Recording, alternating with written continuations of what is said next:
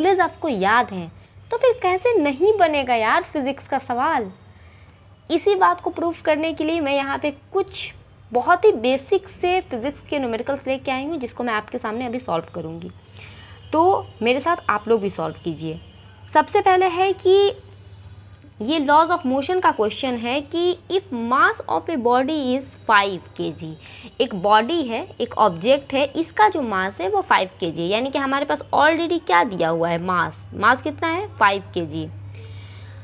दूसरा, acceleration of the body is 2 metre per second square, और इसी बॉडी का जो एक्सेलरेशन है वो हमको दिया हुआ है 2 मीटर पर सेकेंड स्क्वायर।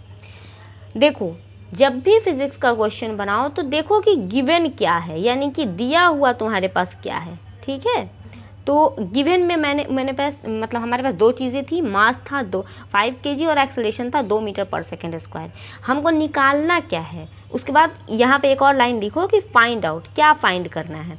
तो फाइंड आउट आपको करना है कि force applied on the body, यानी कि फोर्स जो अप्लाइड होगा इस बॉडी के ऊपर वो कितना होगा। तो सिंपल है, बहुत ही सिंपल है। हमारे पास मास है वो हमारा 5 kg है, ठीक है। एक्सेलरेशन हमको दिया हुआ है, कितना दिया हुआ है भाई, तो 2 मीटर पर सेकेंड स्क्वायर। हमको निकालना क्या है, फोर्स। तो हमको फोर्स का फॉर्मूला ऑलरेडी पता है, न्यूटन का सेकेंड लॉ कहता है कि जो फोर्स होता है किसी भी बॉडी के ऊपर वो हमारा होता है मास इनटू एक्सेलरेशन। आपको अच्छे से पता है कि जो फोर्स है वो एक वेक्टर क्वांटिटी है, मास स्केलर होता है, एक्सेलरेशन फिर से वेक्टर होता है। तो इसलिए जब भी किसी वेक्टर को किसी स्केलर के साथ मल्टीप्लाई करेंगे तो जो रिजल्टेंट वेक्टर यानी कि जो फाइनल वेक्टर होगा वो भी हमारा मतलब जो प्रोडक्ट होगा वो भी वेक्टर होगा, इसलिए फोर्स वेक्टर होता है।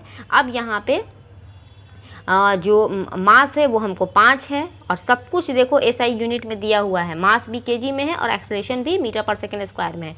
तो 5 × 2 इज इक्वल्स टू बी 10, और यहाँ पे न्यूटन, चूँकि फोर्स है तो फोर्स का यूनिट क्या होता है, न्यूटन, तो इसलिए 10 न्यूटन हमारा फाइनल आंसर हो जाएगा। समझ में आया, बहुत ही आसान है।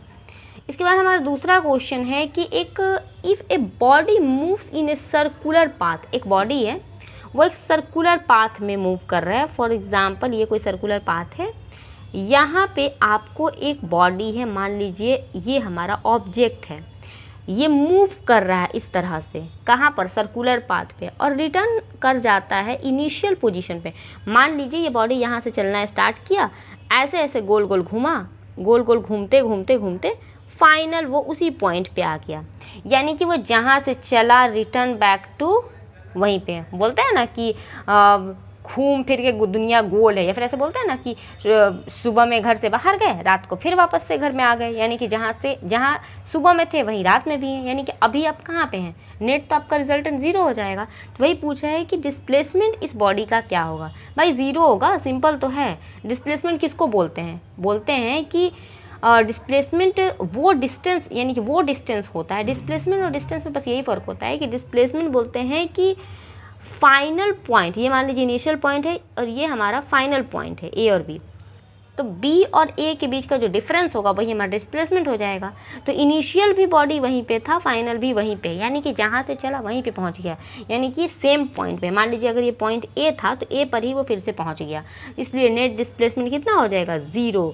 ये बहुत ही आसान सा ट्रिकी क्वेश्चन था, ये भी पूछा गया है नीट में भी।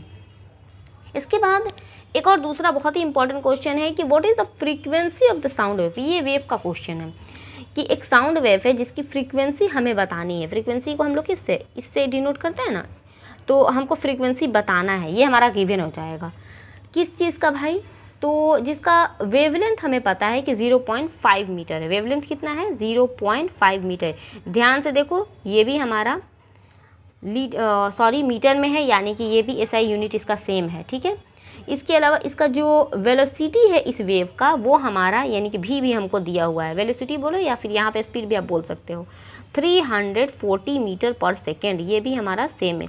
तो हमें बताना है कि फ्रीक्वेंसी क्या होगा। वेरी सिंपल बच्चों, ये भी कोई बहुत मुश्किल सवाल नहीं है, बहुत ही आसान से है।